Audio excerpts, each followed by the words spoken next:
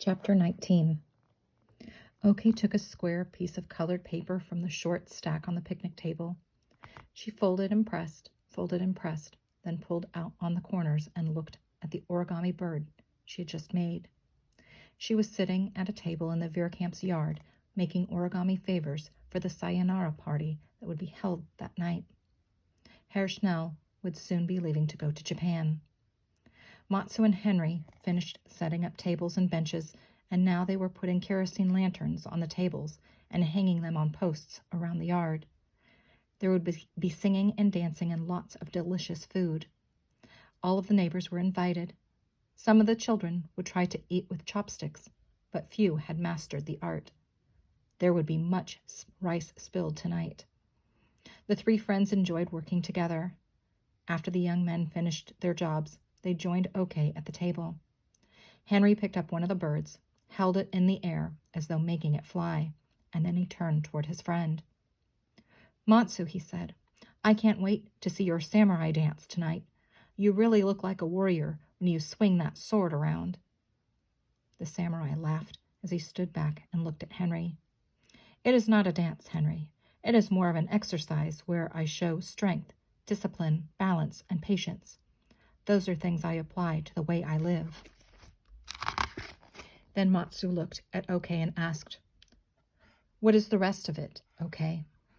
She blushed and said, "Without courage, loyalty, duty, and a good heart, a samurai is not a true samurai."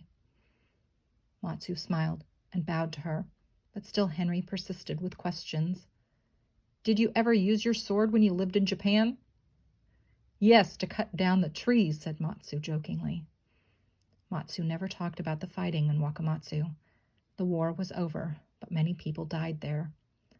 Matsu's samurai family had been loyal to the daimyo's shogun family for hundreds of years. Now Matsu was here in America, and Okei wondered if any of his relatives had survived. Not knowing, she thought. Not knowing is how it will always be for him, and she understood his pain. Matsu's voice became more serious. "Henry, as a samurai, I was trained to protect Lord Matsudera and those he instructed me to protect. I would die before I would let harm come to the Schnell family, or to Okei." As Okei listened to his words and heard the strength of his voice when he vowed to protect her, she felt warmth come into her heart. It was a nice feeling. Henry appeared to ponder Matsu's words, then turned to Okei and smiled. "Okei, will you dance tonight?" And he imitated Okei's dance as he asked the question, and that made his two friends laugh. "Oh, yes," she said cheerfully. "She is still weak, but this is her way to thank your family," said Matsu, talking slowly. "Okei has much courage. Even though she is far from home, she performs her duties here with joy and kindness."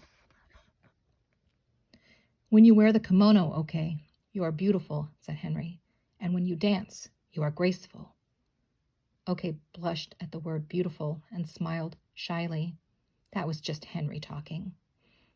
"Sometimes," Henry continued, "when you are sitting on the top of the hill, I can hear you singing with the little bird.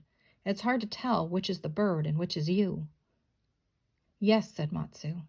"What a strange bird it is. It seems to watch over her and is always in the pine tree. I have seen these birds many times in Wakamatsu." Mrs. Veerkamp poked her head out of the window and called to them, "Henry, Matsu, and Okei, if you keep talking, you will not have time to get dressed for the party." She pulled her head in quickly so they would not see that she still had her hair in rags. She was curling her hair for the party.